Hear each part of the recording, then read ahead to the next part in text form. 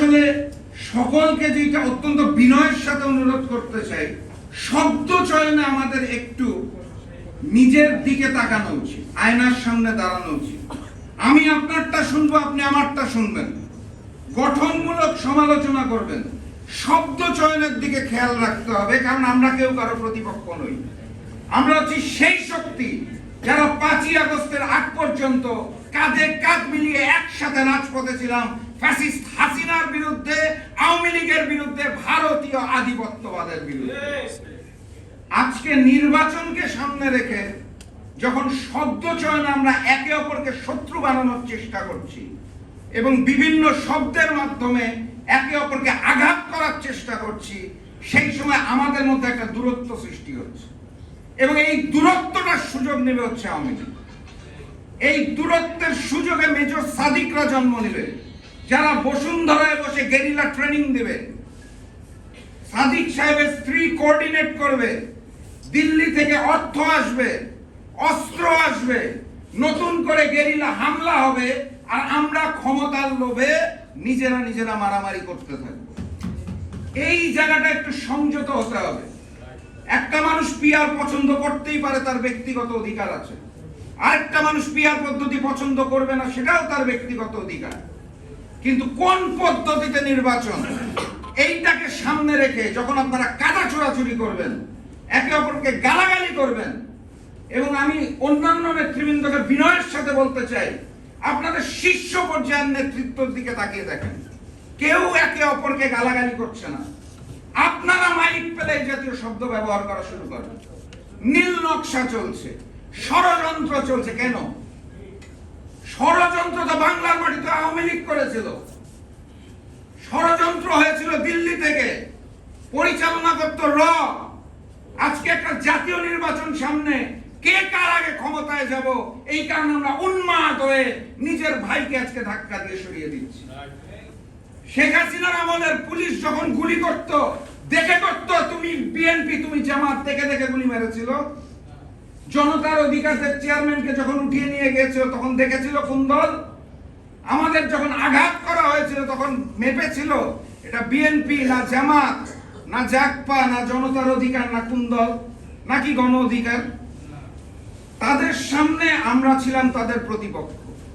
আমাদের লড়াইটা ছিল গণতন্ত্রের জন্য, স্বাধীনতার জন্য, সার্বভৌমত্বের জন্য। আজকে আমরা একে অপরকে শত্রু বানাচ্ছি এবং এই শত্রুতার সৃষ্টিটা শীর্ষ পর্যায় থেকে হচ্ছে না, তার পরবর্তী লেয়ারের নেতৃবৃন্দ এই গোলমালগুলো সৃষ্টি করছেন। কেন করছেন আমি জানি না। এই গণতন্ত্রটাই তো চেয়েছিলাম, যেই গণতন্ত্র নিয়ে মন খুলে কথা বলতে পারবো, কণ্ঠরোধ করা হবে না। ফ্যাসিস্ট শেখ হাসিনা, শেখ মুজিবের মতো এসে কেউ কণ্ঠরোধ করবে না। সেই জায়গাটায় আসা মাত্রই আমাদের যে বিভক্তি, এটা অত্যন্ত দুঃখজনক।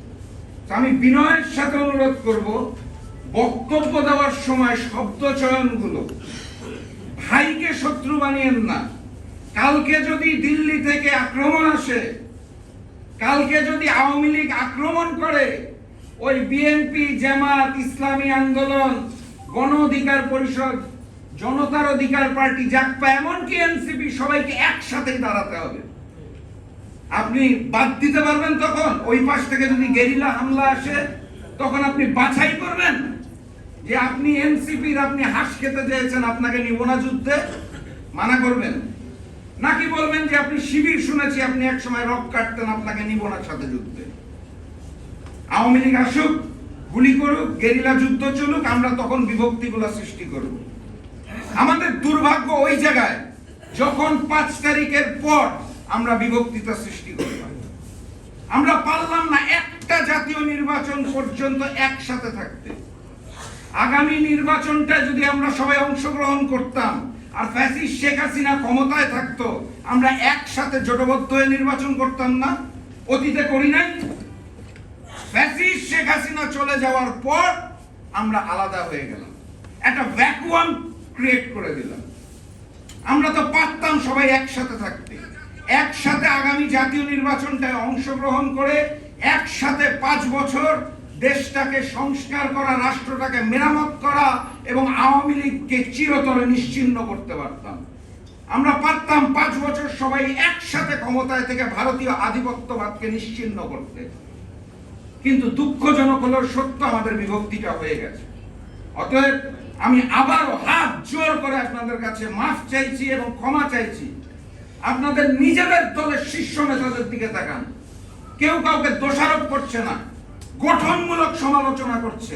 আপনারা উস্কে দিলেন না আওয়ামী লীগের ওই চামচাদের মতো, যারা শেখ হাসিনাকে ফ্যাসিজমের জননী বানিয়েছিল, তাল দিয়ে দলের মধ্যে বাড়ি দিতে দিতে দিতে দিতে উপরে তুলেছিল, তিনিও মজা পেতেন। আপনারা এই কাজগুলা করে আর বিভক্ত সৃষ্টি করেন না। আমরা একসাথে একটা নতুন বাংলাদেশ বানাতে চাই। বিভিন্ন বিষয় নিয়ে আমাদের বিভিন্ন দলের মধ্যে বিভক্তি থাকবেই, আমি আবারও বলছি, কিন্তু দুইটা বিষয়ে যদি কোনো দল কোনো নেতা কম্প্রোমাইজ করে, তাহলে তাকে আগামীতে আসামির কাঠগড়ায় দাঁড়াতে হবে। প্রথমত, ওই গণহত্যাকারী শেখ হাসিনার বিচার এবং আওয়ামী নিষিদ্ধকরণে আমাদের সকলকে এক হতে হবে, এর কোনো বিকল্প নাই। দ্বিতীয়ত, ভারতীয় আধিপত্যবাদ এবং আগ্রাসনের বিরুদ্ধে তাদের ওই শক্তিকে চিরতরে নিষিদ্ধ করার জন্য, বাংলাদেশের স্বাধীনতা এবং সার্বভৌমত্বের জন্য আমাদের সবাইকে এক হতে হবে। ক্ষমতায় যাওয়ার লোভে আওয়ামী লীগের মতো দিল্লিকে যদি কোনো দল প্রভু মানে, ভবিষ্যতে তাকেও আসামির কাঠগড়ায় দাঁড়াতে হবে।